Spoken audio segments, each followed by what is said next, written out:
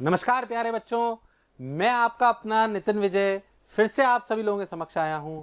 आज बात कर रहे हैं उन बच्चों की जो आए हैं 12th में और सोच रहे हैं कि वो इंजीनियर या डॉक्टर बन के अपना भविष्य बनाएंगे, MBBS या IITian बन के बनाएंगे। उनके बारे में बात करेंगे। कई लोग मेरे पीछे देख रहे हैं, शायद ये फोटो आप लोगों को थोड़ा सा मोटा लग रहा होगा। चिंता मत करिए, मैं पतला हो गया हूँ, घर का काम कर रहा हूँ। इस दौरान झाड़ू पोछा भी करना पड़ रहा है बीवी के साथ। हंसी मजाक खैर अलग बात है, क्लासेस में हम ये रोज करते हैं। आज पर काम की बात करेंगे, बहुत इंपॉर्टेंट बात करेंगे। आज का लेक्चर कोई बहुत मोटिवेशनल नहीं है, पर आज का लेक्चर काम का है उन बच्चों के लिए, बल्कि रामबाण है उन बच्चों के लिए जो 12वीं की तैयारी कर रहे हैं, 12th में आ गए हैं। आज की हमारी हेडिंग है, सर 11th तो बर्बाद हो गया, क्या 12th में मैं JEE नीट निकाल पाऊंगा? सर 11th तो बर्बाद हो गया। बर्बाद शब्द बहुत स्ट्रॉन्ग शब्द है, पर उसको समझें। बर्बाद होने का मतलब यह है कि हो सकता है आपने पढ़ाई कम करी हो सकता है आपने पढ़ाई करी हो पर स्ट्रेटेजी के साथ ना करी हो। उस स्ट्रेटेजी को आज हम इंप्लीमेंट कर पाएंगे। हमारे मन में कई प्रकार के प्रश्न होते हैं। किस प्रकार के प्रश्न? कि सर क्लास 11 तो बर्बाद हो गया, क्लास 12 में मैं JEE नीट निकाल पाऊंगा। पहला प्रश्न जो मन में आ रहा है, क्या आ रहा है? देखिए, क्या मैं 11th plus 12th plus board manage कर पाऊंगा? क्या मैं 11th plus board plus 12th manage कर पाऊंगा? क्योंकि कॉम्पिटिटिव एग्जामिनेशंस में 11th भी आएगी, 12th भी आएगी और हमें बोर्ड भी पढ़ना होगा और हमारे ऊपर प्रेशर होगा कि हम बोर्ड में भी 90 के ऊपर परसेंटेज लाके बताएं। ये तो सच्ची बात है और लानी भी चाहिए, क्योंकि 12th की परसेंटेज पूरे जीवन भर काम आने वाली है। 10th और 12th की परसेंटेज तो हमें IIT भी निकालनी है, नीट भी निकालनी है और हमें बोर्ड की भी तैयारी करनी है। तो हम कैसे करें? क्या मैं कर पाऊंगा? क्या सिर्फ मैं बोर्ड की तैयारी करूं? पहली बात मैं आपको बता दूं कि अगर आज जो मैं आपको बोल रहा हूं, अगर आपने उसको फॉलो कर लिया और आपका सिलेक्शन ना हो तो मेरे पास आप आ जाना। उसे बस फॉलो करना है पक्के से। अगर फॉलो नहीं करा तो आप ये नहीं कर पाओगे। क्या मेरी बात एकदम क्लियर है?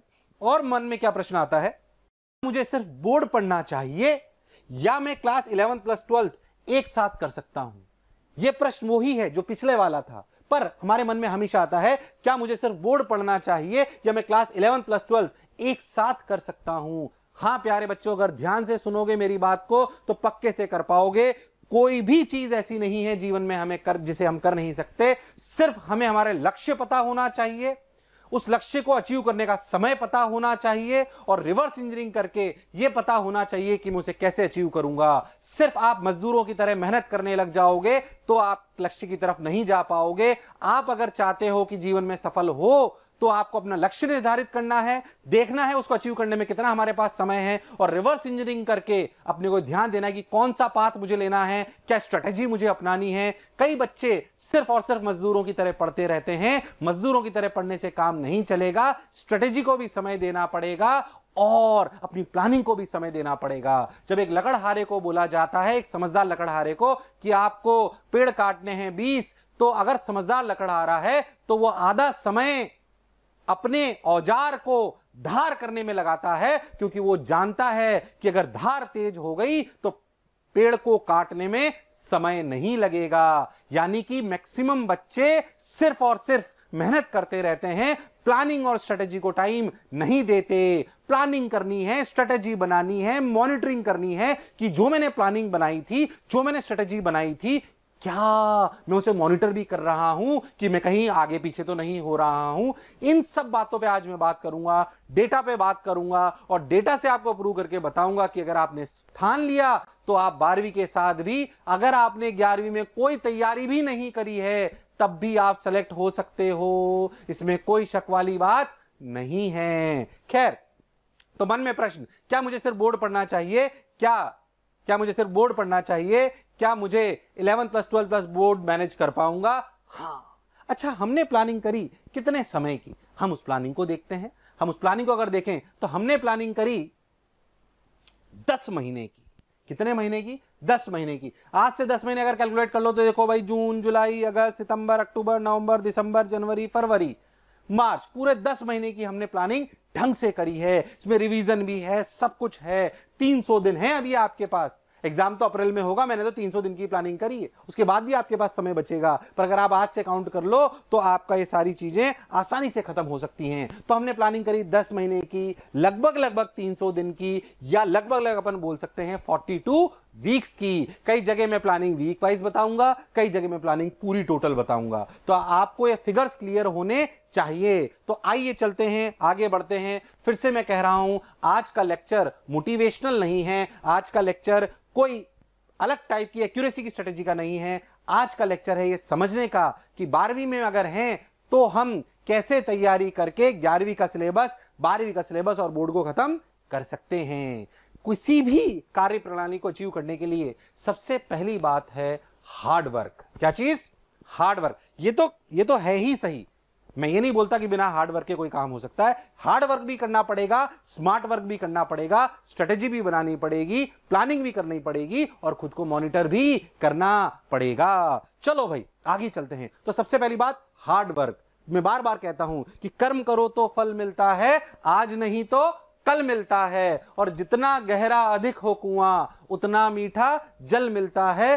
कर्म करो तो फल मिलता है, आज नहीं तो कल मिलता है। कई बार ये बात बोल चुका हूं, बट फिर भी हम जानते हैं कि हमें करना ही पड़ेगा।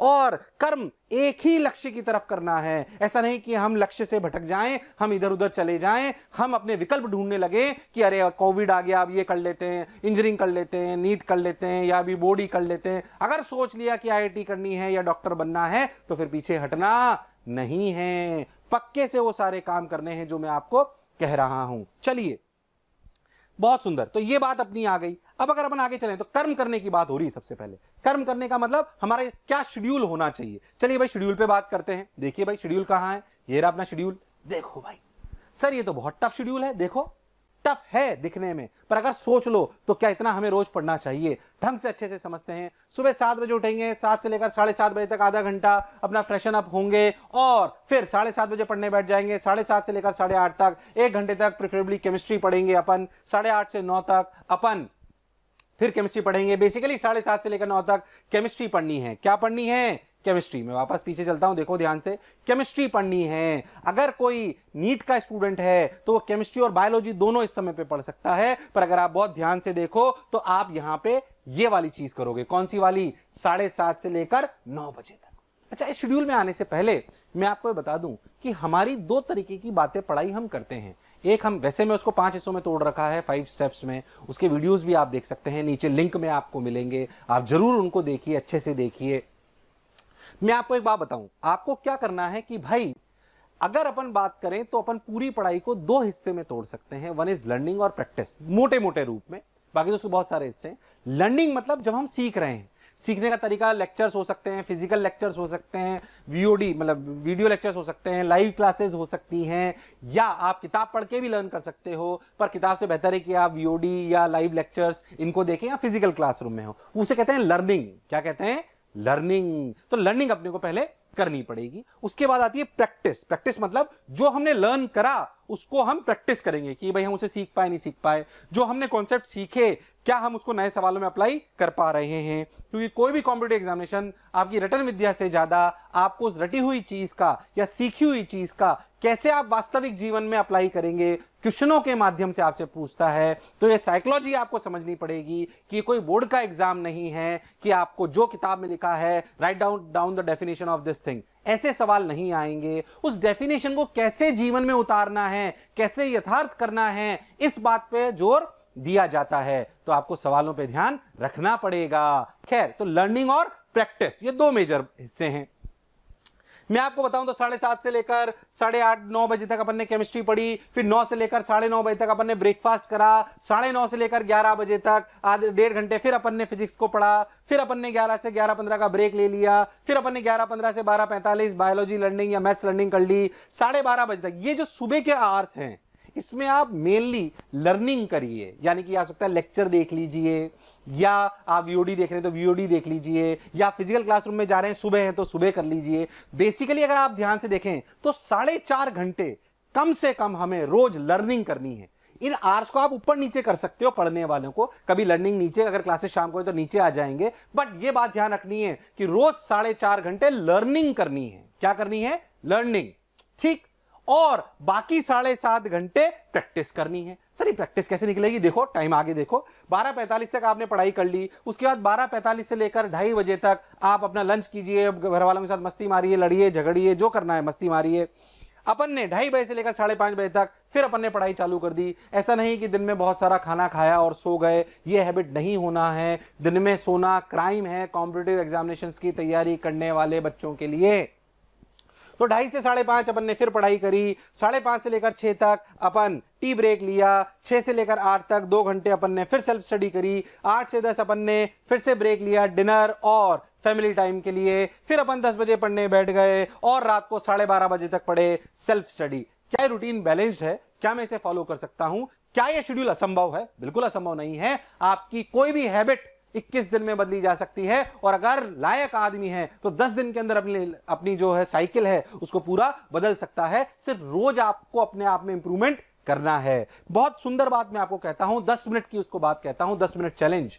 कुछ नहीं करना है कि जब आपका मन करे कि यार मैं पढ़ते पढ़ते थक गया हूं, मुझे उठ जाना चाहिए, जब मन करे कि उठ जाना चाहिए तब अपने मन को संभला के 10 मिनट और पढ़ाई करिए और ऐसा निरंतर करते रहिए। विश्वास मानो कि आज अभी आप आधे घंटे अगर बैठ पाते हो और 10 दिन जो मैं कह रहा हूं उसे प्रैक्टिस करोगे। क्या प्रैक्टिस करना है? ध्यान से सुनो कि अगर जब मन कहे यार उठ जाओ थक गए, तब सिर्फ बोलो मन को चलो 10 मिनट और। पर ये आखिरी के 10 मिनट जोर लगाना है, एकदम बिल्कुल वैसे ही जोर लगाना है जैसे एक धावक आखिरी के 100 मीटर में लगाता है, बिल्कुल वैसे ही जोर लगाना है। विश्वास मानो आपके सेल्फ स्टडी के आवर्स और बैठ के पढ़ने के आवर्स अपने आप बढ़ जाएंगे। ये साइकोलॉजी भी है, साइंस भी है। इन बातों पे अगर फोकस करोगे तो अपने आप बात बनेगी। तो ये आपके कर्म का शेड्यूल है। किसका शेड्यूल है? कर्म करने का, मेहनत करने का। क्या पढ़ेंगे, कैसे पढ़ेंगे, वो टीचर आपको बताएगा, पर कैसे कितनी देर पढ़ना है वो शेड्यूल है। क्या ये शेड्यूल मैं फॉलो कर सकता हूं? हां, बिल्कुल कर सकता हूं। अगर मन में ठान लिया, अगर मनस्थिति में ठान लिया कि मुझे करना है, तो दुनिया की कोई ताकत नहीं है जो आपको रोक ले, पर ये करना है। अगर कुछ बनना है तो ये करना है, इसमें कोई शक वाली बात नहीं। इसे भटकना नहीं है कि टीवी मिल गई, ये मिल गया, कोई दोस्त आ गया खेलने के लिए, मोबाइल पे कोई सीरीज देखने लग गए, कोई वेब सीरीज की तरफ चले गए, यूट्यूब पे सीरीज आ रही है वो अपन देखने लग गए, कुछ और करने लग गए, पबजी खेलने लग गए। नहीं, कि विकल्प बहुत मिलेंगे मार्ग भटकाने के लिए, कि विकल्प बहुत मिलेंगे मार्ग भटकाने के लिए, और संकल्प एक ही चाहिए मंजिल तक जाने के लिए। संकल्प एक ही चाहिए मंजिल तक जाने के लिए। बात छोटी सी है पर आपको याद होनी चाहिए। कर्म करना पड़ेगा, इसमें कोई शक वाली बात नहीं है। चलो सर, शेड्यूल हमें समझ में आ गया, ये हमें क्लैरिटी से समझ भी आ गया। और क्या करें? आगे चलते हैं। अब थोड़ी सी मैथमेटिकल कैलकुलेशन में चलते हैं। अगले 15-20 मिनट मैं आपको प्रूव करूंगा कि आप अगर ये शेड्यूल फॉलो करते हो तो दुनिया की कोई ताकत नहीं है जो आपका सिलेक्शन रोक ले। चलो भाई, कैसे? टोटल सेल्फ स्टडी आवर्स हमने बोला 42 वीक हैं। 42 वीक मैं 6 दिन ही काउंट कर रहा हूं, संडे को काउंट नहीं कर रहा हूं। संडे को हम टेस्ट देंगे, कुछ और करेंगे, वो अलग बात है, ठीक है। आधे दिन मस्ती भी मारेंगे संडे को, थोड़ी पूरी जीवन पढ़ते ही रहेंगे, पर 6 दिन मान रहा हूं। 42 वीक, 6 दिन, 4.5 घंटे। सीखने के कितने घंटे? 1134। हो। अगर आप ध्यान से सोचो तो जब हम 11वीं 12वीं पूरी ढंग से बच्चे को पढ़ाते हैं तो भी अपन ये मान के चलें कि 700-750 घंटे में पूरी लर्निंग हो जाती है। हमारे तो 1134 मिल रहे हैं, कोई चिंता वाली बात नहीं है। बहुत आसानी से हम लर्न करके और रिवाइज भी कर सकते हैं और नई चीजें भी पढ़ सकते हैं। इतना टाइम है हमारे पास, बिना किसी दिक्कत के सारे चैप्टर आसानी से कवर हो जाएंगे बिना किसी दिक्कत के। देखो भाई, और हाँ सर, बात तो आप सही कह रहे हो सर, बिल्कुल एकदम। मैं तो कह रहा हूं आप इसको अगर 1000 घंटे भी मान लो तो लेक्चर्स का पर 1000 घंटे मान लो और सारे चैप्टर्स मिला के 100 भी मान लो तो भी पर चैप्टर लेक्चर सुनने की आपकी ताकत 10 घंटे के ऊपर है।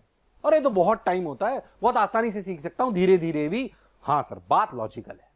आगे चलते हैं। और क्या भाई, ऐसे अगर अपन देखें तो 42 वीक्स, 6 घंटे, 7.5 घंटे पर आवर, ये कौन से आवर्स हैं प्रैक्टिस करने के? क्या मैंने बोला था 2 हिस्सों में तोड़ा है, लर्निंग और प्रैक्टिस। तो क्या 42 इंटू 6, 7.5 घंटे, क्या 1890 घंटे? और बहुत टाइम है, ये भी कम थोड़ी है। क्या हम इसमें पूरी 11वीं 12वीं कर सकते हैं? हाँ भाई, फिगर्स तो यही कह रहे हैं कि हम बहुत आसानी से कर सकते हैं। 1890 घंटे, करीब करीब 2000 घंटे हम सवाल करें तो क्या हम 3 घंटे के पेपर को नहीं फोड़ पाएंगे? अरे पक्के से फोड़ पाएंगे भाई। अगर 1890 घंटे मैंने कर लिए, क्या मेरी स्पीड बढ़ जाएगी? क्या मेरी एक्यूरेसी बढ़ जाएगी? क्या मुझे कॉन्सेप्ट अप्लाई करना आ जाएगा? कॉन्सेप्ट तो मैं लर्निंग में सीख ही चुका हूं, एप्लीकेशन ही तो सीखनी है। कौन सी ऐसी चीज है जो नहीं सुधर सकती? अगर आप 1890 घंटे अगर आपने प्रैक्टिस कर ली तो। ईमानदारी से सोचिए, और एक टफ से टफ सवाल भी आप सॉल्व कर सकते हो, ये आप भी जानते हो और मैं भी जानता हूं। बस जोश और जुनून चाहिए कि मैं इतना शेड्यूल को फॉलो कर पाऊं और इतने घंटे पढ़ पाऊं। फिर से कह रहा हूं, जो मैंने आज कह रहा हूं, अगर कर लिया तो आपके पास कोई ऐसा रीजन नहीं होगा, और मैं तो कह रहा हूं ईश्वर के पास भी कोई रीजन नहीं होगा। ईश्वर भी सोचेगा कि बच्चा इतनी मेहनत कर रहा है, मैं कैसे इसका सिलेक्शन रोक सकता हूं। ऊपर वाला भी देख रहा है, विश्वास रखिए। चलिए आगे बढ़ते हैं भाई, और आगे अपन बढ़े तो देखो आइडियल स्पीड, हमने प्रैक्टिस कितने 1890 घंटे मिले, हमारी अगले कुछ समय में यह स्पीड हो जानी चाहिए प्रैक्टिस में। हालांकि जो नंबर ऑफ क्वेश्चंस एग्जामिनेशन में आते हैं वो तो बहुत ज्यादा होते हैं, मैंने आइडियल स्पीड फॉर प्रैक्टिस में हम थोड़ा समय ज्यादा देना भी चाहते हैं और देना भी चाहिए, पर हमारे 1 घंटे में इतने सवाल करने की आदत होनी चाहिए। क्या ये हर सब्जेक्ट के लिए सेम है? क्या ये अलग अलग है? हाँ, ये अलग अलग है, वो मैंने लिखी है। एक अच्छे बच्चों से बातचीत करके हमारी पूरी एक्सपर्ट टीम इन फिगर्स को निकालती है। ये जो भी स्लाइड मैं आपको दे रहा हूं, ये सिर्फ मेरा नहीं है, पूरे एक्सपर्ट, चाहे वो फिजिक्स के हों, केमिस्ट्री के हों, मैथ्स के हों, बायोलॉजी के हों, सबसे निष्कर्ष कर फिर आपके सामने लाते हैं। मुखौटा मैं हूं, पर पीछे के कलाकार बहुत सारे हैं, और हमारे कलाकार सारे बहुत शानदार हैं। मैं सिर्फ एक चेहरा हूं जो उनके ज्ञान को बहुत व्यवस्थित करके आप सभी लोगों के समक्ष लाता हूं, ताकि कम शब्दों में, कम समय में हमारे पूरे यहां का जो स्टाफ का हजारों वर्षों का टोटल एक्सपीरियंस है, वो मैं आपके समक्ष 1 घंटे में या आधे घंटे में रख पाऊं। खैर, आइए आगे बढ़ते हैं। पहली बात कि आपको यह समझ आना चाहिए, जो आप लर्निंग कर रहे हो उसका कॉन्सेप्ट आपको समझ आ रहा है कि नहीं आ रहा है।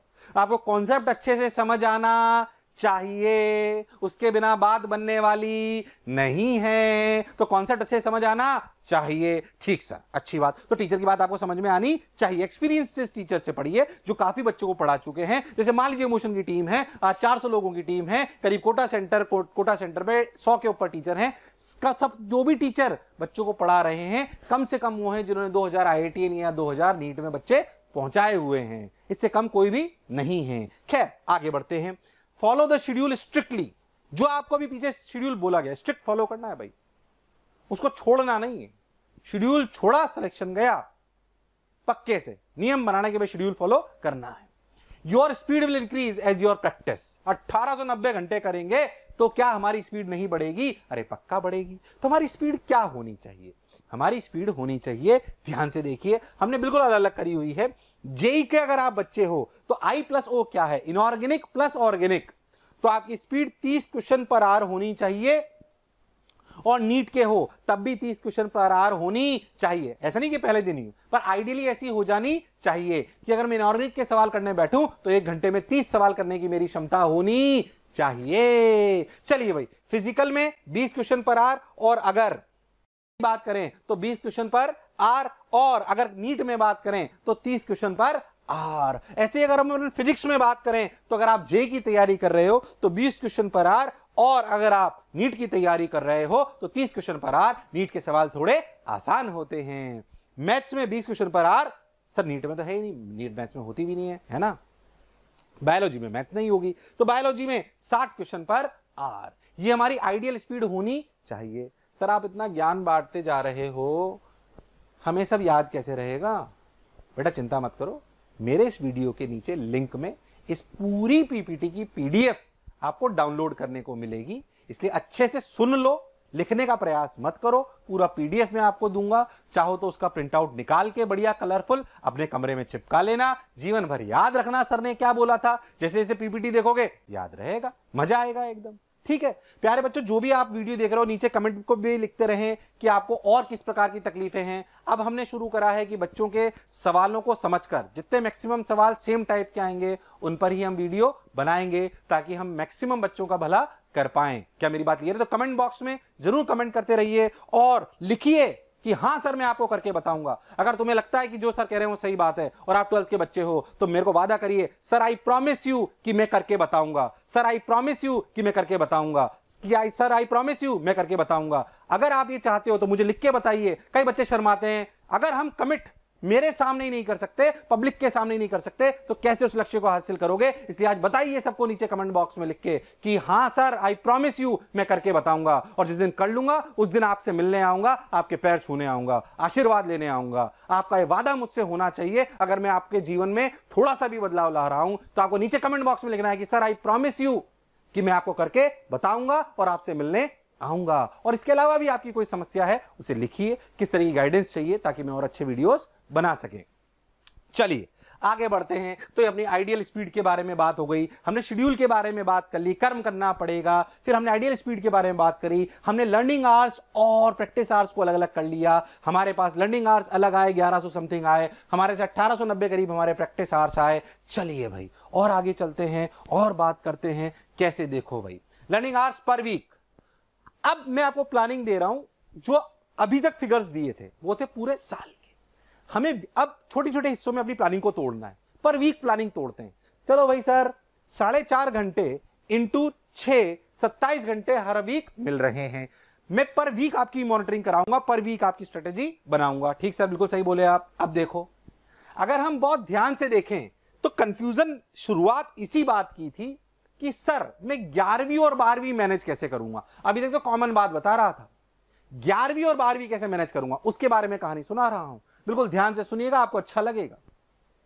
लर्निंग, पहली बात, अगर अपन जेई की बात करें तो फिजिक्स पढ़नी है। 27 घंटे अपने पास टोटल है, 9 घंटे 9 घंटे 9 घंटे, बोलो क्लियर है एकदम। लर्निंग की बात हो रही है, 9 घंटे 9 घंटे 9 घंटे लर्निंग करनी है। चाहे फिजिकल क्लासरूम, चाहे किताब पढ़कर, चाहे वीओडी देखकर, चाहे लाइव देखकर, ये तीनों इतने इतने घंटे कम से कम एक हफ्ते में अपने को पढ़नी है। इसमें से 6 घंटे 12वीं के चैप्टर्स की लर्निंग करनी है और 3-3 घंटे 11th के चैप्टर्स की लर्निंग करनी है। ये सारी बातें बैलेंस्ड होनी चाहिए। ऐसा नहीं कभी ज्यादा पढ़ लिया कभी कम पढ़ लिया। हर वीक के एंड में देखो क्या मैंने फॉलो करा है, अगर कराए तो मैं सही ट्रैक पे हूं। ऐसे नहीं फिजिक्स ज्यादा पसंद है फिजिक्स ज्यादा पढ़ ली, मैथ ज्यादा पसंद है मैथ ज्यादा पढ़ ली, बायोलॉजी में इंटरेस्ट आ रहा है दिन भर बायोलॉजी ही पढ़ते रहे। कब, हाँ ठीक है, किसी दिन थोड़ा कम ज्यादा हो सकता है, इसलिए मैंने इसे वीक वाइज तोड़ा है। पर at the end of the week आपका ये 95% के ऊपर ये वाली स्ट्रेटेजी अचीव होनी चाहिए। नीट पे आते हैं, फिजिक्स 8 घंटे, केमिस्ट्री 8 घंटे, बायोलॉजी 11 घंटे।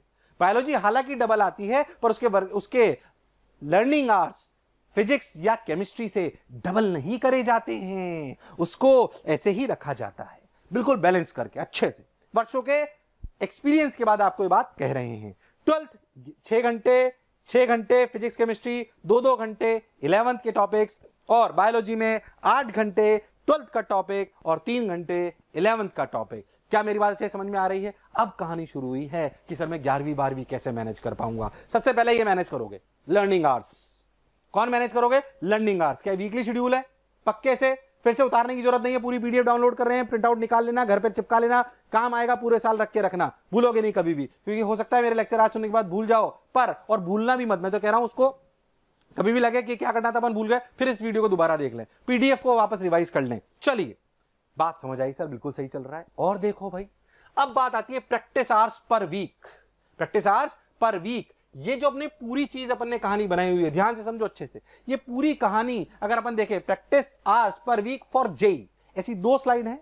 पहले मैं जेई का समझा रहा हूं, फिर मैं नीट का समझा रहा हूं। ठीक है, तो जेई वाले हैं वो जेई वाले पे फोकस कर लें, नीट वाले हैं वो नीट वाले पे फोकस कर लें। ध्यान से देखो, कुल मिला के 7.5 घंटे रोज पढ़ रहे हैं, 6 घंटे 6 दिन रोज पढ़ेंगे, 45 घंटे मिलेंगे। 45 में से 6 घंटे घटा दीजिए, कौन से? ये बोर्ड पढ़ेंगे हम। क्या बोर्ड में 90% लानी है? हाँ, तो रोज नहीं, हर हफ्ते में 6 घंटे क्या पढ़ेंगे? बोर्ड। सर कैसे पढ़ेंगे? आगे बताऊंगा, पर 6 घंटे बोर्ड पढ़ेंगे। तो 45 में से 6 घंटे अगर चले गए तो बचे 39 आवर्स। मतलब क्या प्रैक्टिस के लिए मेरे पास 39 आवर्स ही बचे? हाँ बिल्कुल बचे। अगर हम डिस्ट्रीब्यूशन करें तो 39 आवर्स को फिजिक्स केमिस्ट्री और मैथ्स को हमने डिवाइड कर दिया 13 घंटे में। कितने? 13 घंटे में, तीनों बराबर। इसमें कोई भेदभाव नहीं है भाई। अच्छा, और क्या करें सर? देखो अब क्या करें, क्लास नोट्स रिवीजन। एक्चुअली जो सुबह हमने लर्निंग करी, क्या उसको थोड़ा थोड़ा पढ़ने का टाइम लगना चाहिए? पहली बात, वैसे मैं मानता हूं कि अगर आपने सुबह 1.5 घंटे का लेक्चर देखा तो उसे वापस एक बार रिवाइज करने में मुश्किल से 10-15 मिनट लगने चाहिए। तो पूरे हफ्ते में हमने मान लिया कि आप फटाफट फटाफट उसे रिवाइज करोगे, रोज करीबन 10-20 मिनट अपन फटाफट फटाफट उसको देख लेंगे, उन नोट्स को एक बार फटाफट देख लेंगे, तो पूरे हफ्ते में आपका 1.5 घंटा जाएगा। कितना जाएगा? 1.5 घंटा।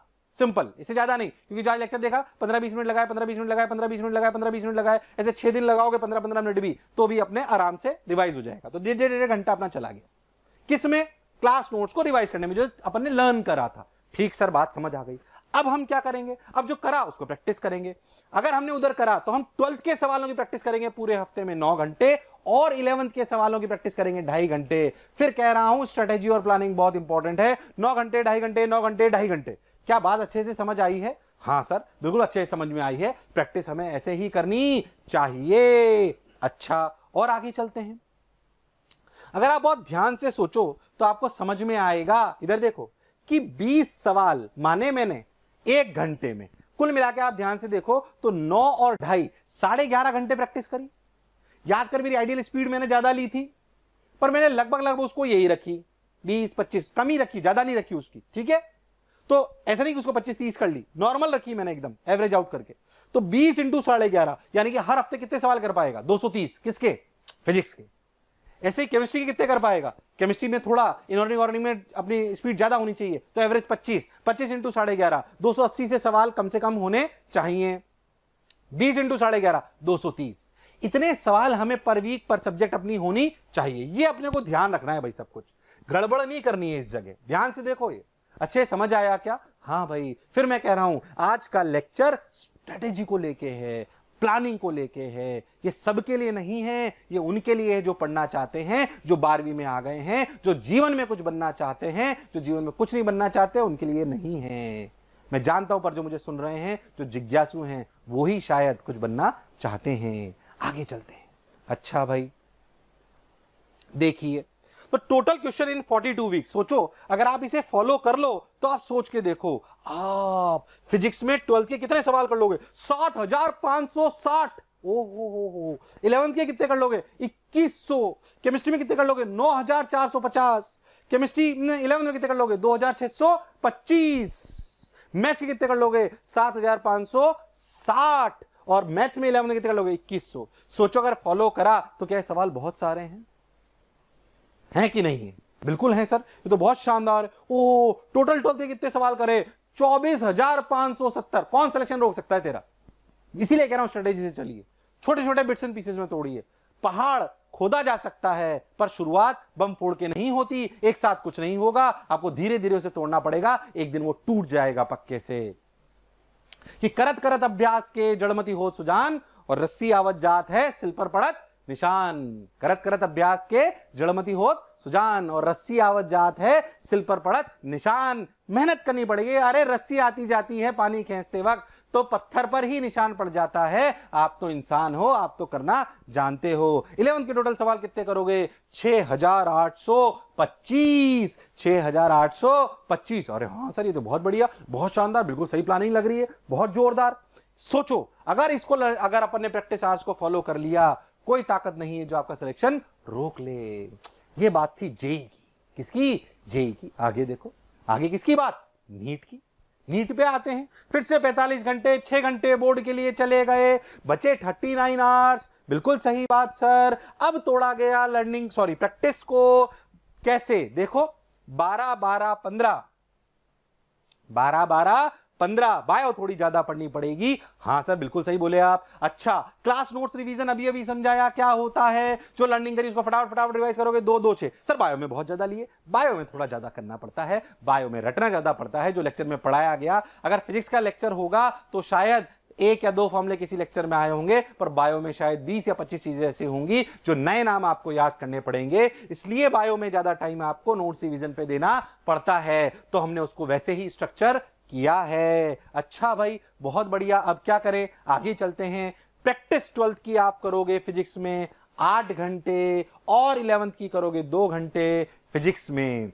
ऐसे ही आप प्रैक्टिस 12th की करोगे 8 घंटे और 2 घंटे, इसमें 11th में केमिस्ट्री में। बायो में आप प्रैक्टिस करोगे 7 घंटे और 11th की करोगे 2 घंटे। पर वीक का शेड्यूल चल रहा है, बदलना नहीं है। अच्छा भाई, अब देखो क्या फिजिक्स में आइडियल स्पीड 25, 25 इंटू 10 घंटे 250, 30 इंटू 10 350। क्या बायोलॉजी में स्पीड बहुत तेज होती है? क्योंकि उसमें कोई सॉल्व तो करना नहीं होता है, जो याद है उसे टिक लगाना होता है। तो 50 इंटू 9 450। इतने सवाल मैं कर सकता हूं। फिर से कहानी वैसे ही। Total questions in 42 weeks.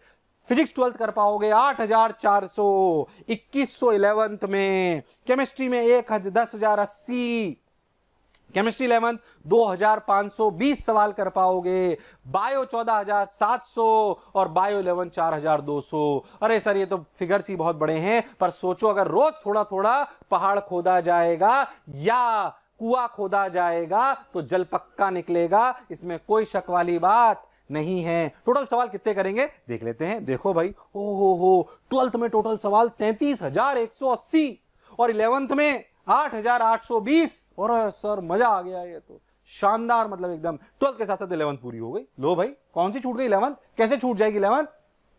मैं सिर्फ इतना मान रहा हूं कि आप पिछले साल 11th में बहुत बेसिक आपने पढ़ा हुआ था, आपको चैप्टर्स के नाम याद है, फॉर्मूले याद है, क्योंकि 11th पास तो आप सब लोग हैं, इसलिए ऐसे डिस्ट्रीब्यूट करा गया। शानदार एकदम। पक्के से बोर्ड में 90% और सिलेक्शन जो मैंने कहा वो कर लिया। तो और खुद को मोटिवेट रखना, क्योंकि ये सब आप तभी कर पाओगे जब खुद को मोटिवेट कर पाओगे। अगर खुद को मोटिवेट नहीं कर पाए तो नहीं कर पाओगे। चलो भाई, हां सर, बोर्ड कैसे पढ़े? बोर्ड कैसे पढ़ें? प्रश्न तो यही था सर, 6 घंटे आपने लिख तो दिए, कैसे पढ़ें 6 घंटे? पहली बात, बोर्ड का अगर आप कोई चैप्टर पढ़ना चाहते हो तो उसको तब पढ़ें जब आप उसकी लर्निंग कॉम्पिटिटिव एग्जामिनेशन के लिए कर चुके हो। जैसे मान लीजिए आपको ज्योमेट्री ऑप्टिक्स पढ़ना है, तो आप पहले जो ज्योमेट्री ऑप्टिक्स के लेक्चर्स कॉम्पिटिटिव एग्जामिनेशन उन्हें देख लो, उसकी प्रैक्टिस कर लो। फिर बोर्ड की पढ़ाई करने में बहुत कम समय लगेगा, क्योंकि सिलेबस तो सेम है। लिखने की प्रैक्टिस होनी चाहिए और कुछ डेफिनेशंस आपको याद होनी चाहिए। यही बोर्ड में एक्स्ट्रा करना है, बाकी कॉन्सेप्ट तो अपन पहले ही सीख चुके हैं, तो बहुत कम टाइम लगने वाला है, टेंशन ना लें। अब देखें बोर्ड के लिए क्या करें। देखो भाई, अदर सब्जेक्ट मतलब जनरली अपने सब्जेक्ट होते हैं, या तो इंग्लिश तो पक्का सब जगह है, फिजिक्स, केमिस्ट्री, मैथ्स या बायोलॉजी, ठीक। और इसके अलावा कई लोग फिजिकल एजुकेशन या कोई कंप्यूटर भी और सब्जेक्ट लेते हैं। मेरी हमेशा बच्चों से रिकमेंडेशन होती है फिजिक्स, केमिस्ट्री, मैथ्स, बायोलॉजी और इंग्लिश। मैथ्स बायो एक साथ ना लें अगर आप इंजीनियर डॉक्टर बनना चाहते हैं, टफ हो जाएगा थोड़ा सा। हालांकि बहुत कुछ बच्चे ऐसे भी होते हैं, ऐसे केसेस होते हैं जो दोनों में कर लेते हैं, बट ऐसे बहुत कम केसेस हैं। इसलिए वे रिकमेंड जनरली कि आप अगर इंजीनियर बनना चाहते हो तो सिर्फ मैथ्स लीजिए, डॉक्टर बनना चाहते हो तो सिर्फ बायो लीजिए, ठीक है। आपने अदर सब्जेक्ट ले लिया, उस अदर सब्जेक्ट की कोई भी रेफरेंस बुक होगी वो पढ़िए और प्रीवियस ईयर के क्वेश्चंस करिए, तो फिक्स लाइन है। अच्छा, रोज 1 घंटे पढ़ना है, क्या चीज? बोर्ड, रोज 1 घंटे। ये तो क्या क्या पढ़ना है, कहां से पढ़ना है? इंग्लिश एनसीईआरटी पढ़नी है, प्रीवियस ईयर के क्वेश्चन करने। बायोलॉजी एनसीईआरटी पढ़नी है, मैं सीबीएसई बोर्ड के बच्चों की बात कर रहा हूं। कोई अगर दूसरे बच्चों के बोर्ड की बात कर रहे हैं तो उनमें भी उनकी जो टेक्स्ट बुक्स हैं उसे पढ़िए और ये साथ में जोड़ लीजिए।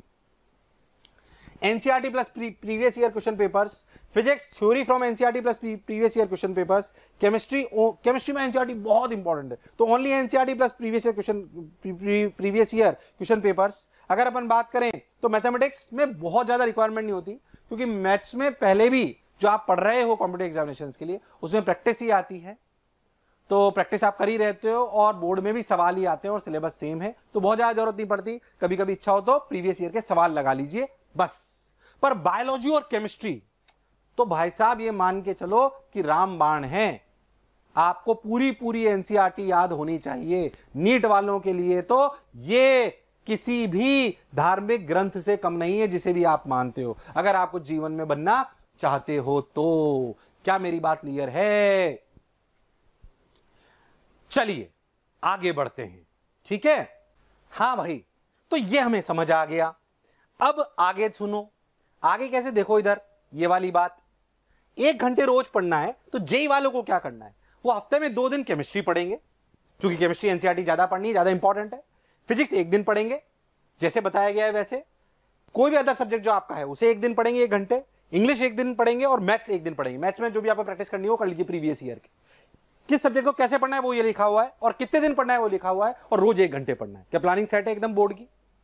पक्के से कह रहा हूं, पूरे 300 दिन ये कर लिया ना, अगर पक्के से कह रहा हूं, आपकी 90% से कम नहीं आ सकती किसी भी कीमत, और शानदार बच्चा हो तो पूरे नंबर आएंगे। नीट में आ जाएं, केमिस्ट्री एक दिन पढ़ें, फिजिक्स एक दिन पढ़ें, अदर एक दिन पढ़ें, इंग्लिश एक दिन पढ़ें, बायोलॉजी 2 दिन पढ़ें। ठीक है, अगर आपका बहुत स्ट्रांग है तो कभी कभी अदर को केमिस्ट्री से भी रिप्लेस कर सकते हो। जैसे मान लीजिए कि 2 हफ्ते में एक बार अदर पढ़ लें, पर केमिस्ट्री को हफ्ते में, मतलब 2 हफ्ते में 3 दिन पढ़ लें और इसको 1 दिन पढ़ लें। ऐसा अपन कर सकते हैं, ऐसा चल सकता है, पर ये बैलेंस्ड है। तो फिर से क्या 1 घंटे रोज पढ़ेंगे और अपन ने ऐसे पढ़ेंगे, बिल्कुल स्ट्रेटेजी फिक्स्ड है एकदम, कोई चेंज नहीं करनी भाई। रोज ये टाइम है मेरा बोर्ड पढ़ने का, कोई भी फिक्स कर लो, 1 घंटे में बोर्ड ही पढ़ूंगा, चाहे दुनिया इधर की उधर हो जाए, पर ये पढ़ूंगा मैं। कैसे पढ़ूंगा आपको समझा दिया, बिल्कुल क्लियर। और ऐसी बुक्स आप ले लीजिए जिसमें प्रीवियस ईयर के चैप्टर वाइज बोर्ड के सवाल हो, चैप्टर वाइज, पूरे नहीं, ईयर वाइज नहीं, क्योंकि जब चैप्टर वाइज पढ़ोगे तो चैप्टर वाइज, तो बोर्ड के बारे में क्या बताया आपको, तब पढ़ना है जब आपकी लर्निंग उस चैप्टर की हो चुकी हो, उसकी प्रैक्टिस आपकी हो चुकी हो, तब बोर्ड पढ़ोगे तो समझ में अच्छे से आएगा। प्रीवियस ईयर की बुक लोगे जो चैप्टर वाइज होगी बोर्ड के लिए, तो आप उसको कर पाओगे, और रोज 1 घंटे पढ़ोगे, और कैसे पढ़ोगे वो आपके सामने है। क्या आपकी कोई परसेंटेज रोक सकता है 90 से कम? नहीं रोक सकता, सवाल नहीं उठता। मम्मी पापा भी खुश, सिलेक्शन हो गए, हम भी खुश, जीवन उज्जवल, जीवन शानदार, मजेदार। आइए आगे बढ़ते हैं, और क्या करें। देखो भाई सर, ये सारी कहानी तो आपने बता दी सर, ये तो 6 दिन की प्लानिंग थी। संडे को क्या करेंगे? संडे को टेस्ट करेंगे। क्या करेंगे? टेस्ट करेंगे, एनालिसिस करेंगे। हर 15 दिन में जैसे हम लोग बच्चों का टेस्ट लेते हैं, आप भी 15 दिन में टेस्ट दीजिए। अगर मोशन कोर्सेज में तो आपको पता ही है कि 15 दिन में टेस्ट होना है। टेस्ट दीजिए, उसकी एनालिसिस करिए। क्या करिए? Analysis, test analysis. 3 घंटे टेस्ट दीजिए, 2 घंटे एनालिसिस करिए। कौन सा सवाल गलत हुआ, क्यों गलत हुआ, कंसेप्ट की वजह से गलत हुआ। बहुत सारे वीडियोस मैंने इस पे बनाए हुए हैं, अभी मैं आपको लिंक भी दिखाऊंगा उनके, तो आपके कौन कौन से काम के वीडियोस हैं। तो ये आप 5 घंटे करिए। बाकी दिन क्या करें सर, जिस दिन टेस्ट देंगे? वीक सब्जेक्ट अपन ने देख लिया, कौन कौन से वीक है उनको एक बार पढ़ लिया, ठीक। बाकी दिन क्या करें सर? संडे को मौज मारो। अगर 6 दिन वो फॉलो कर लिया है जो मैंने आपको कहा है, तो आपको आधा दिन एंजॉय करने के लिए कोई रोकने वाला नहीं, और एंजॉय करना भी चाहिए। टीवी देखिए, दोस्तों के साथ घूमिए, क्रिकेट खेलिए, घर वालों के साथ बाहर जाइए। ये खुद का इनाम है, खुद का सेल्फ रिवार्ड सिस्टम होना चाहिए। मैं खुद को इनाम दूंगा संडे शाम को, खेल कर, कुछ खरीद कर, अगर घर वालों ने बोल दिया है तो घर वालों के साथ घूमकर। पर कब? जब जो सर ने बोला है वो मैं करके बताऊंगा। अगर करके बताऊंगा तो फिर से नीचे कमेंट बॉक्स में लिखिए कि सर मैं वादा करता हूं कि आपको करके बताऊंगा। अगर जोश और जुनून है और वास्तविकता में कर सकते हो तो कमेंट बॉक्स में लिखिए इस बात को, ताकि मुझे पता पड़े कि आप करना जानते हो नहीं जानते। और जब सिलेक्ट हो जाओ तो मेरे को मैसेज करना या मिलने आना कि सर देखो हमने उस दिन आपको बोला था कि मैं करके बताऊंगा। जब हम दुनिया को कमिट करते हैं तो हमारे मन में एक इच्छा शक्ति जगती है, एक डर रहता है कि मैंने लोगों को बोला था मैं करके बताऊंगा, अगर नहीं कर पाऊंगा तो लोग क्या बोलेंगे।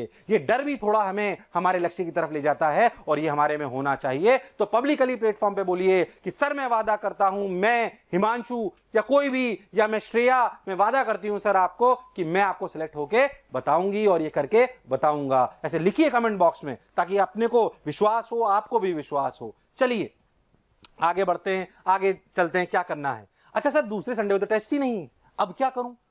5 घंटे जो आपने यहां वीक टॉपिक्स निकाले थे ना, उनको दोबारा पढ़िए अगले संडे को, या आपने अपनी पढ़ाई के दौरान जो देखे यार ये मेरा थोड़ा ज्यादा वीक, उसको पढ़िए 5 घंटे बस। संडे को 5 घंटे, बाकी दिन फिर मौज, अगर आपने पूरे टाइम शेड्यूल कराए। अच्छा प्यारे बच्चे, कई लोग तो है ना याद रखते हैं, सर ने बोला था संडे को आधे दिन खेलना बहुत जरूरी है। संडे सर ने बोला था, वो पेरेंट्स भी बोलते हैं सर ने बोला था संडे को आधे दिन खेलेंगे, पर वो ये नहीं बताता कि सर ने पूरे वीक में क्या बोला था वो भी करना है भाई। खाली संडे को खेलने वाली बात याद मत रखना, पूरे 6 दिन क्या करना है वो भी याद रखना। तब संडे को खेलना है, तब खुद को इनाम देना है। क्या मेरी बात क्लियर है? चलिए सर ये बात भी समझ आ गई। और देखिए मन में कई तरह के प्रश्न आएंगे जब अपन शेड्यूल देखेंगे। अपन डीमोटिवेट हो जाएंगे, अपन कैसे मेरे को तैयारी करनी चाहिए इस पे अपने पास कैसे और ध्यान देना है, एनालिसिस मुझे कैसे करनी चाहिए। मेरे और भी बहुत सारे वीडियोस हैं, एक वीडियो में अपन सब कुछ कवर नहीं कर सकते। ये कुछ आपसे रिलेटेड मैंने 5-1 वीडियो छाट के आज डाले हैं, जैसे कैसे पता करें हमारा कौन सा कमजोर सब्जेक्ट है। इस वीडियो पर लिंक पे जाइए, इसको देखिए, काम का है, कौन सा सब्जेक्ट वीक है पक्के से देखिए, आपको बताएगा ये वीडियो। आप कौन से 5 स्टेप फॉलो करने हैं आपको, जो अगर फॉलो करोगे, ये तो स्ट्रेटेजी बता रहा हूं मैं आपको, आपने को स्टेप्स भी तो फॉलो करनी पड़ते हैं कि भाई इक्वल सब्जेक्ट डिस्ट्रीब्यूशन करना है, एक्यूरेसी बढ़ानी है, स्पीड बढ़ानी है, वो इसमें बताया गया है। अगर आपको लगता है कि मेरे को मोटिवेट होना है तो एक जो हम ओरिएंटेशन सेशन में लेते हैं वो जरूर देखिए, आपको अच्छा लगेगा सुनकर।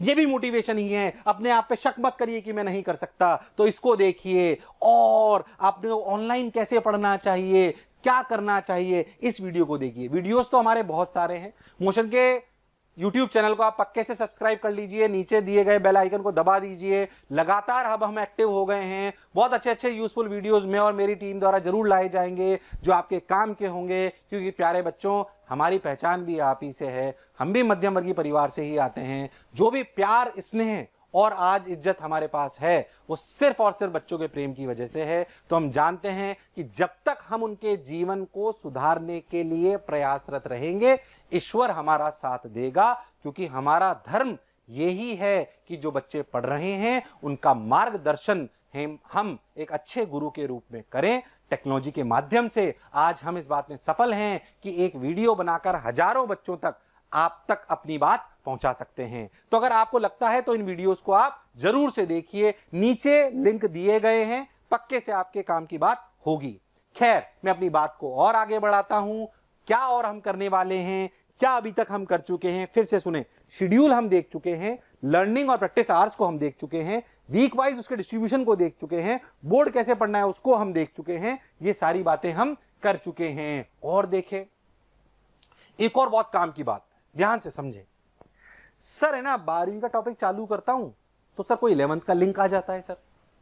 सर मैं इलेक्ट्रोस्टैटिक्स पढ़ने लगा, सर समझ ही नहीं आया, सर कॉन्फिडेंस गिर गया। क्यों नहीं समझ आया? क्योंकि शायद वो चैप्टर क्या 11th के किसी टॉपिक से रिलेटेड है और वो आपको ढंग से आता नहीं। अगर वो आपको ढंग से आता नहीं है तो आपको ये वाला चैप्टर समझ नहीं आएगा। अब तुम्हें क्या पता कौन सा किससे रिलेटेड है? हमने हमारे एक्सपर्ट से पूरा लिंकेज बनाया है। Again, PDF is very very important. देखो, फिजिक्स की देखो पूरा अच्छे से, ये 12th के टॉपिक से मेनली देखो ध्यान से।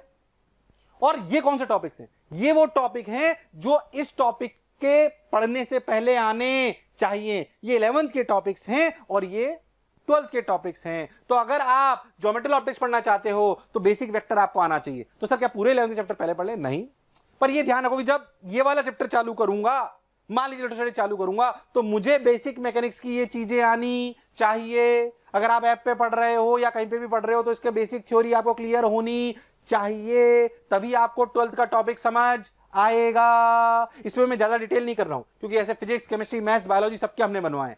ये इसलिए बनवाए हैं ताकि आप पीडीएफ को डाउनलोड कर लो नीचे दिए गए लिंक से और उसको चिपका लो। अच्छा भाई, ये टॉपिक चालू होने वाला 12th का, क्या मुझे पीछे से ये आता है? अगर नहीं आता है तो मैं पहले इसको पढ़कर फिर इसको चालू करूंगा, थ्योरी तो एटलीस्ट पढ़ूंगा।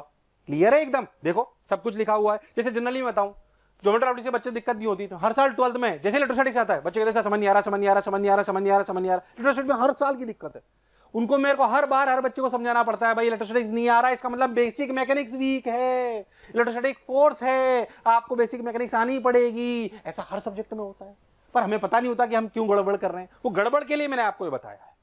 ये चार्ट है फिजिक्स का, ऐसे ही चार्ट है केमिस्ट्री का। देखिए इधर 12th के टॉपिक्स और इधर जैसे शुरुआत में सारे ऑर्गेनिक के चैप्टर हैं, तो आपको 11th में नॉमेनक्लेचर और स्ट्रक्चरल आइसोटोपिज्म बेसिक आना चाहिए, बेसिक बेसिक। ठीक है, ऐसे ही ये अपन लिख दिया, D block, F block, electrochemistry अगर पढ़नी है तो आपको मोल कॉन्सेप्ट और इक्विलिब्रियम प्लस थर्मोडायनेमिक्स बेसिक आना चाहिए। बहुत ज्यादा आता हो ऐसा नहीं, बिल्कुल नहीं। ठीक है, तो अपन 11वीं 12वीं बैलेंस ही पढ़ रहे हैं। जैसे मान लीजिए हम हमारा कोर्स चलाते हैं 12th का, तो 11वीं के टॉपिक पहले पहले वो डालते जाते हैं जो बच्चे के आने वाले चैप्टर्स को अच्छा करता जाए। ये हम ध्यान रखते हैं पूरा शेड्यूल जब चलाते हैं। ये 12th में जब हमारे पास नए बच्चे आते हैं, हम उनको पूरा 11 12 बैलेंस करके चलाते हैं, बिल्कुल इन्हीं बातों को ध्यान में रखते हुए, ताकि उसे ज्यादा तकलीफ ना आए, उसे चीजें समझ में आए और उसका कॉन्फिडेंस बढ़ता रहे। ऐसी अगर अपन बात करें तो ये अपने किसके हैं? ये 12th के टॉपिक्स हैं बायोलॉजी के, और ये उसके करस्पॉन्डिंग जो टॉपिक आपको आने चाहिए 11th के, वो। बोलो क्लियर? ऐसे ही अगर अपन बात करें तो ऐसे मैथ्स का भी है। देखो कहां गया मैथ्स, ये रहा मैथ्स। ऐसे ही मैथ्स का भी है। तो जो जेई वाले हैं वो फिजिक्स केमिस्ट्री मैथ्स यूज कर लें, जो नीट वाले हैं वो फिजिक्स केमिस्ट्री और बायोलॉजी यूज कर लें। क्या मेरी बात एकदम क्लियर है? हाँ सर बिल्कुल क्लियर। तो इसमें मैं हर एक पार्ट को नहीं बोल रहा हूं, पर मेरे हिसाब से आपको बात समझ में आई होगी कि अपने कितने काम की बात है। चलिए भाई और आगे बढ़ते हैं। अब एक और इंपॉर्टेंट बात कि सर आपने इतनी बढ़िया स्ट्रेटेजी तो बता दी। फिर से मैं कह रहा हूं प्यारे बच्चों, स्ट्रेटेजी शानदार है और ये पीपीटी बनाने में हमारी टीम ने 3 दिन लगाए और बहुत सारे लोगों का एक्सपीरियंस लिया है। ईमानदारी से मैं आपको कह रहा हूं, पूरा बहुत मेहनत हुई है इस पे। ये बहुत वर्षों के एक्सपीरियंस के बाद आता है और किसी एक सब्जेक्ट के टीचर का नहीं, सबका। इसलिए ध्यान रखें इस बात को, हमारा बहुत वर्षों का एक्सपीरियंस के बाद आपको ये बात कह रहे हैं बहुत अच्छे से। खैर सर, आपने जो बोला स्ट्रेटेजी हमने अपना भी ली, पर हम क्या होते हैं, विचलित हो जाते हैं, हमें पता नहीं होता हम सही कर रहे हैं नहीं कर रहे। तो there should be a monitoring chart. Monitoring chart बहुत जरूरी है। 90% बच्चा ये मॉनिटरिंग चार्ट नहीं बनाता है, इसलिए उसे पता नहीं पड़ता वो सही कर रहा है कि गलत कर रहा है। मॉनिटरिंग चार्ट कैसे, जो अपन ने करा, क्या मैं कर रहा हूं, हर वीकली आप मॉनिटरिंग चार्ट भरोगे। वीकली क्या, रोज ये मॉनिटरिंग चार्ट वीकली है। Monday, Tuesday, Wednesday, Thursday, Friday, Saturday. Monday को जब रात को सोओगे तो लिखोगे क्या आज मैं कितने घंटे पढ़ना था, 12.5, क्या 12 पढ़ा, 13 पढ़ा, 10 पढ़ा। अगर यहाँ 10 लिखोगे ना या 8 लिखोगे तो अगले दिन लगेगा यार 12.5 पढ़ना था, मैं जो है 10 ही पढ़ा, तो अगले दिन सुधर जाएगा।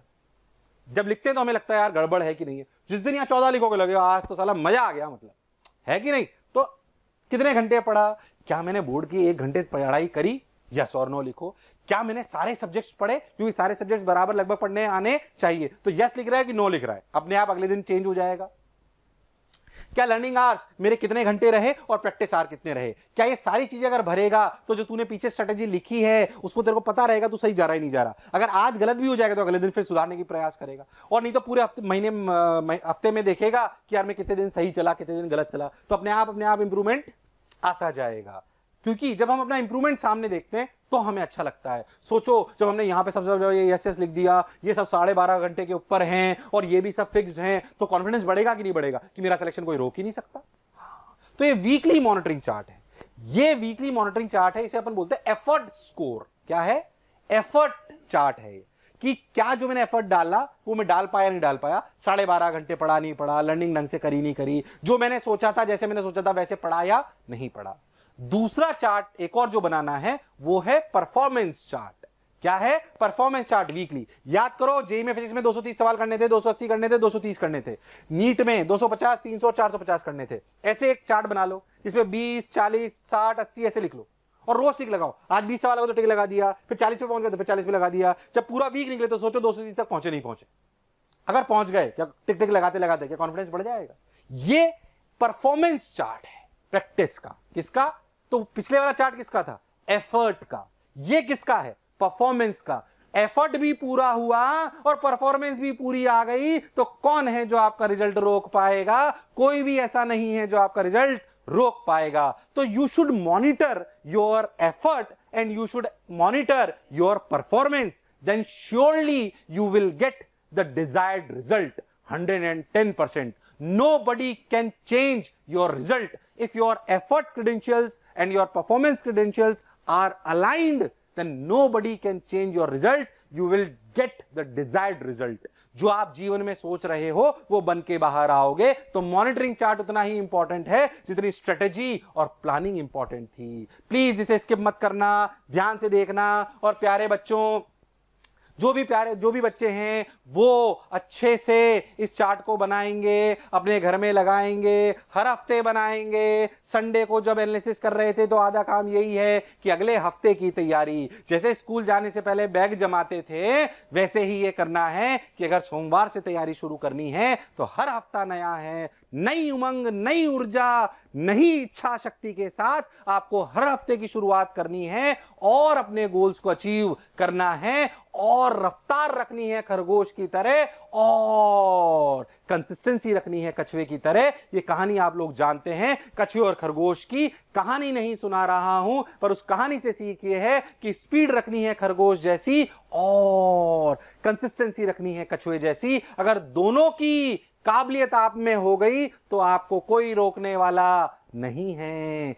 क्या आप ये कर पाओगे? क्या अपनी इच्छा शक्ति और मनोबल को बढ़ा पाओगे? क्या खुद को समझा पाओगे कि मैं कर पाऊंगा? जिस दिन आपका सेल्फ कॉन्फिडेंस बढ़ गया, सेल्फ कॉन्फिडेंस बहुत इंपॉर्टेंट है, अगर सेल्फ कॉन्फिडेंस नहीं बढ़ा तो याद रखो फिर आप जीवन में कुछ भी कर नहीं पाओगे। सेल्फ कॉन्फिडेंस तो होना चाहिए भाई, सेल्फ कॉन्फिडेंस बहुत जरूरी है, ज्यादा इंपॉर्टेंट है सेल्फ कॉन्फिडेंस। खुद का सेल्फ कॉन्फिडेंस बढ़ाइए, रोज 4 बादाम भिगो के खाइए। मैं बार बार बच्चों को कहता हूं रोज ईश्वर को 5 मिनट याद करिए। ईश्वर को अगर हम 5 मिनट याद करते हैं कि हमारा सेल्फ कॉन्फिडेंस बढ़ जाता है? हाँ सर बिल्कुल बढ़ता है, बिल्कुल बढ़ता है। रोज ईश्वर को याद करिए 5 मिनट, अगर मौका लग रहा है रोज नेशनल एंथम गाइए, लगता है देश के लिए कुछ कर रहे हैं। रोज 4 बादाम खाइए भिगो के, लगता है तेज दिमाग हो रहा है। भले हो रहा हो चाहे मत हो रहा हो, पर लगता तो है कि हो रहा है। गर्मियां चल रही हैं, रोज 1 गिलास जूस पीजिए, फिर लगेगा कि मैं तरोताजा हूं। 10 मिनट मेडिटेशन करिए, फिर लगेगा मैं अपने शरीर पे भी ध्यान दे रहा हूं। तो आपका ये सारी चीजें आपको एक कॉन्फिडेंस बिल्ड करेंगी। रोज सेल्फ रिवार्ड सिस्टम रखिए, किसी से अननेसेसरी लड़िए मत,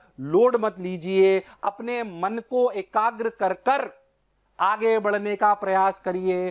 कोई हमारे को कुछ कहकर हमारा टाइम खराब कर ले, ये स्थिति आपको बदलनी होगी। ध्यान देना होगा कि क्या सुनने से, क्या देखने से, किससे मिलने से, किसके साथ रहने से मैं मोटिवेटेड फील करता हूं, उसी का मैं अनुसरण करूंगा। कोई व्यक्ति, कोई वीडियो, कोई टीवी, कोई परिवार का जन ऐसा है जिसके साथ रहने या सुनने से मेरा मन खराब होता है, तो मैं उसके साथ नहीं रहूंगा। रोज आत्मचिंतन करिए, चिंतन करिए, चिंता मत करिए, आत्मचिंतन करिए। आत्मचिंतन करिए कि क्या मैं ये करने से लक्ष्य की तरफ जा रहा हूं, तो आपको लक्ष्य से कोई दूर नहीं रख सकता। ये ध्यान रखेंगे अपन। चलिए और आगे बढ़ते हैं। देखिए, क्या वास्तविकता में स्ट्रेटेजी फॉलो कर ले तो सेलेक्ट होते हैं? हाँ भाई, बिल्कुल सेलेक्ट होते हैं, 110% सेलेक्ट होते हैं। इसमें कोई दोहराए वाली बात नहीं है,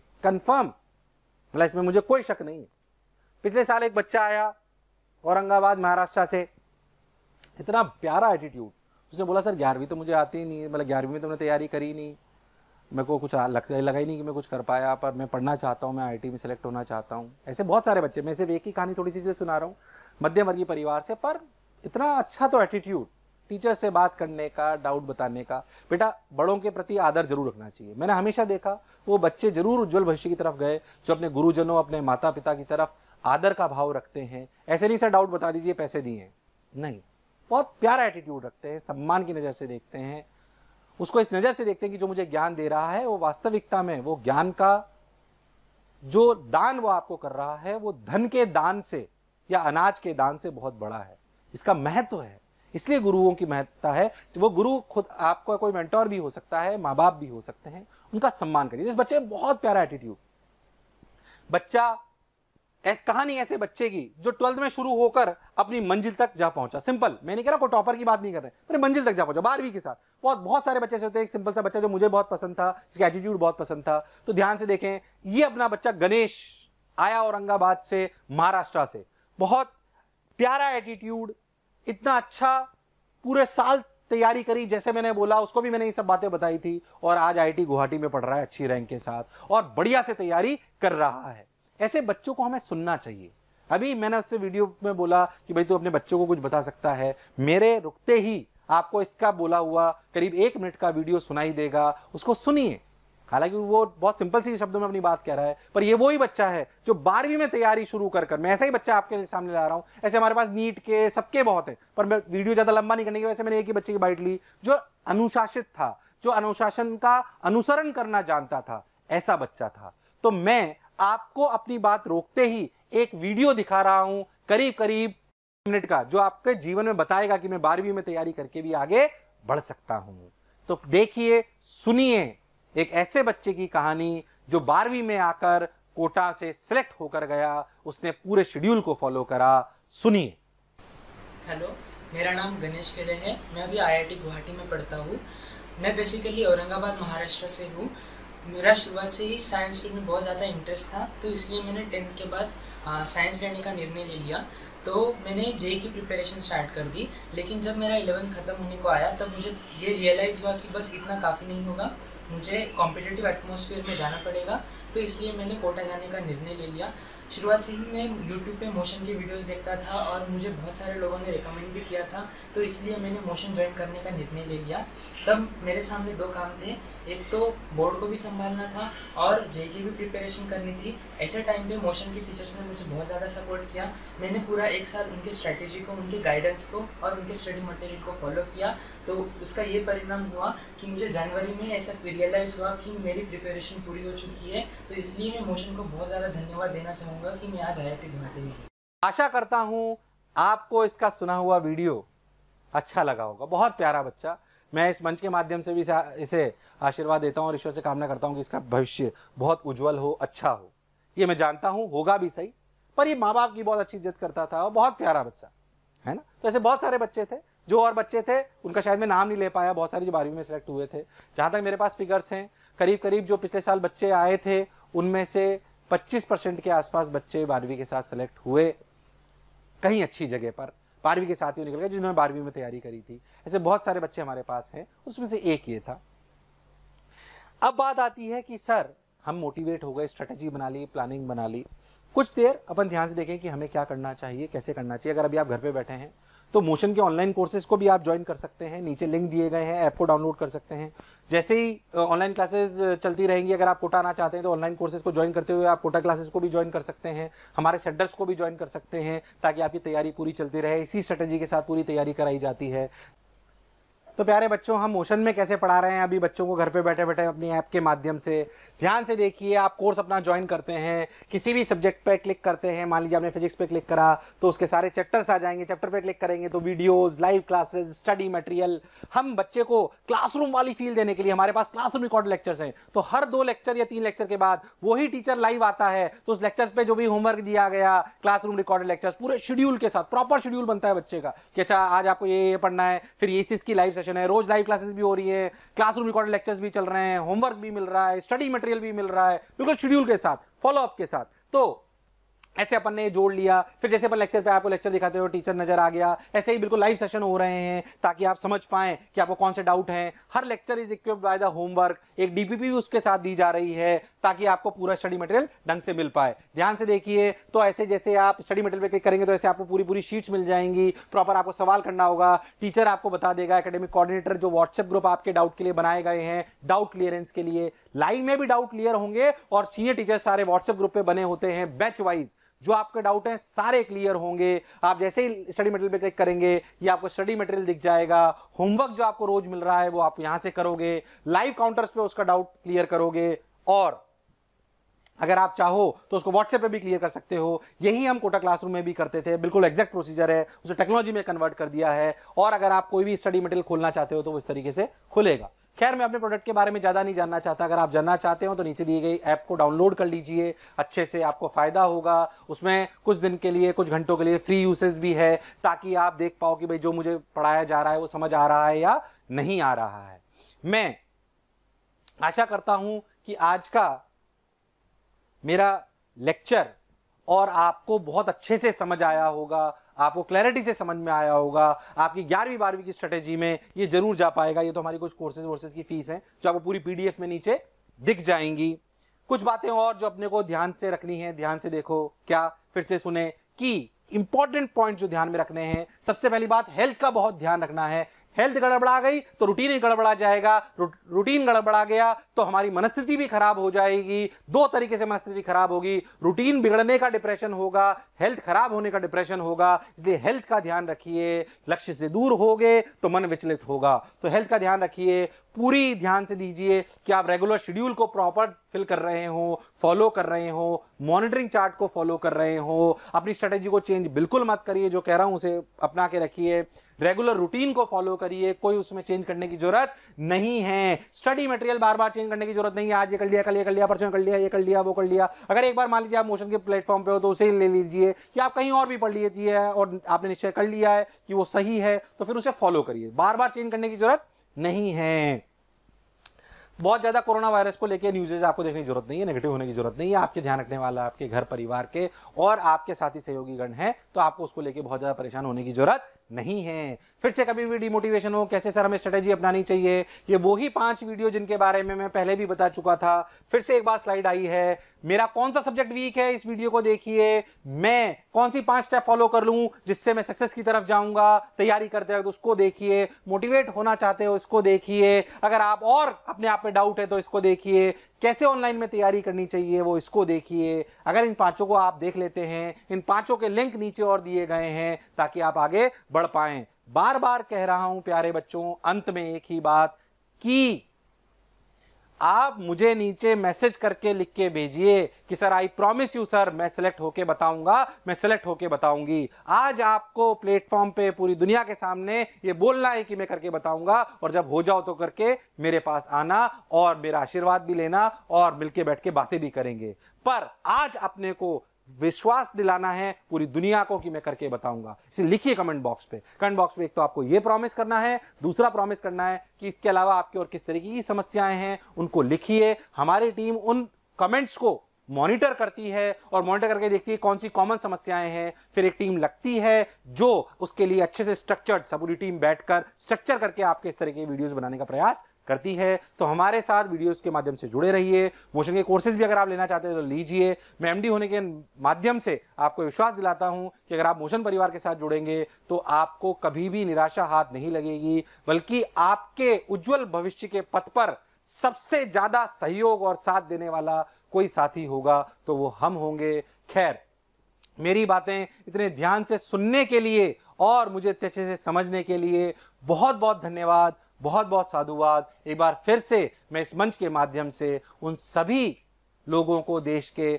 जो इस समय कोरोना से लड़ रहे हैं, और जो लोग नर्सिंग स्टाफ से हैं, सफाई कर्मी हैं, पुलिस कर्मी हैं, जो अपना घर परिवार छोड़कर अपनी जान को जोखिम में डालकर हमारी सेफ्टी के लिए लड़ रहे हैं, उनका जज्बा जुनून वही है जो शायद सरहद पर लड़ता है। उस जवान से आज उनकी इंपॉर्टेंस कम नहीं है। वो सरहद पर हमें बचाता है, ये देश में हमें बचा रहे हैं। ऐसे सभी कोरोना वॉरियर्स को मैं नतमस्तक होकर प्रणाम करता हूं और आशा करता हूं और ईश्वर से कामना करता हूं कि वो सभी स्वस्थ रहें, उनका परिवार भी स्वस्थ रहे, देश जल्दी से जल्दी इस त्रासदी से मुक्त हो, ऐसी हम ईश्वर से कामना करते हैं। फिर से एक बार हमें सुनने के लिए बहुत बहुत धन्यवाद। Thank you.